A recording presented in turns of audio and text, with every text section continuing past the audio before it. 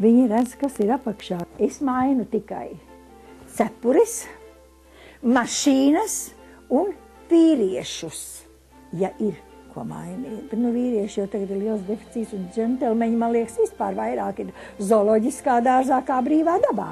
Lidijas vecmāmiņa 20. gadsimta sākumā kalpojusi Krievijas caram Nikolajam, bijusi viņa privātā pavāre. Cepures, kuras vecmāmiņa valkājusi, un tās tajā laikā bijušas ļoti aktuālas, šobrīd Lidijas kolekcijā ir visvecākās. Ja nebūtu Otrā pasaules kara, cepuru mantojums būtu vēl kuplāks. Lielu daļu kolekcijas nemiera laikos Lidijas kundzes dzimtai esot nozaguši. Daļu cepuru Lidija mantojusi ne tikai no mātes, vecmāmiņas un tēva. Īpaši cepuri kundzei uzdāvinājusi kāda sieviete Austrālijā, kura nomirusi īsi pirms savas 100. dzimšanas dienas. Man tā cepure. Ne tikai galva, man liekas, sirdis silda. Jo viņa bija tik ļoti labestīga. Viņa bija brīnišķīgs cilvēks. Un tas ir svarīgi. Tas ir svarīgi otram dot tādu labestīgumu, vai ne, no sevis gabaliņu nokniept un atdot otram, lai tam papildinās tā labestība. Tas ir ļoti svarīgi dzīvē. Grāfiena neslēpj, ka cenšas paturēt atmiņā tikai pozitīvas emocijas, visu slikto atstājot pagātnē. Mazmeitas, viņa saka, Ome, kas tas ir? Es saku, tā ir man bērni. Viņa saka, Omīte, vai tu jau? Es teicu, nē, tās ir manas atmiņas. Man viņas ir ļoti, ļoti svarīgas. Es izdzīvoju 2., 3. un 4. reizi. Es paskatos uz cepuri, un es esmu tajā periodā iekšā. Lidijas kundze spēja nopirkt cepuri pat neordinārās situācijās. Piemēram, Maskavā sapratusi, ka pie mauzoleja, lai ieraudzītu Ļeņinu, rinda ir pārāk gara, lai izstāvētu. Viņa nolēmusi labāk sevi iepriecināt ar kādu galvas rotu.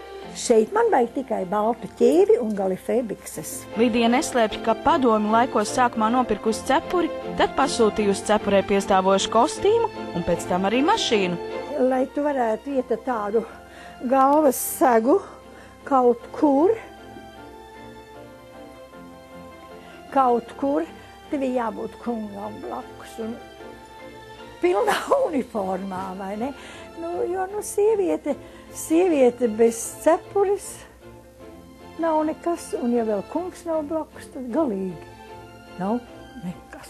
Lai stāstus par kolekcijā esošajām cepurēm uzzinātu Lidijas kundzes bērni un mazbērni, viņa tos nolēmusi aprakstīt īpašā dienas grāmatā, lai skaistie brīži, kas piedzīvoti kopā ar galvas rotām, būtu apkopoti vienu vietu. Inese Supe, Edgars Jakobsons, labvakar, Latvija!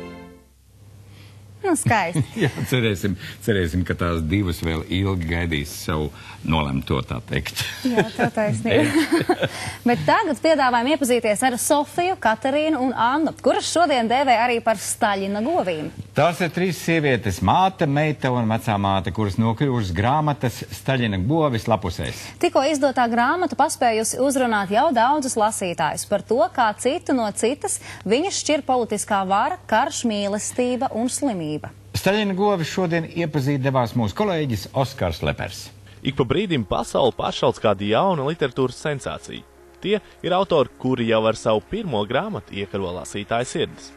Viena no pēdējām šādām sensācijām bija brita rakstniece Elle Jamesa, kur uzrunājusi miljoniem pasaules lasītāju ar savām grejas nokrāsām. Savukārt 2003. gadā par pasaules sensāciju kļuva somu-igauņu rakstniece Sofija Oksonena, kura jau lielai daļai Latvijas lasītāji ir zinām ar savu darbu Attīrīšanās. Bet tagad pienācis laiks iepazīt viņas darbu Staļina govis. Sižets jau ir pazīstams arī lasītājiem no grāmatas Attīrīšanās, jo tas ir Oksonenai pašai ļoti tuvs. Darbība notiek gan Igaunijā, gan Somijā. Un ir 3 sižeta līnijas, kas ir Otrā pasaules karš.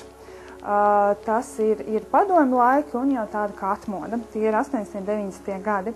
Un galvenie tēli ir 3 sievietes, jeb 3 paaudzes, 3 paudžu sievietes. Darbs sāks ar to, ka Otrā pasaules kara laikā māte pārceļas uz Somiju, kur viņai pirmkārt jāsaskars ar savas identitātes meklējumiem un sabiedrības atstumšanu.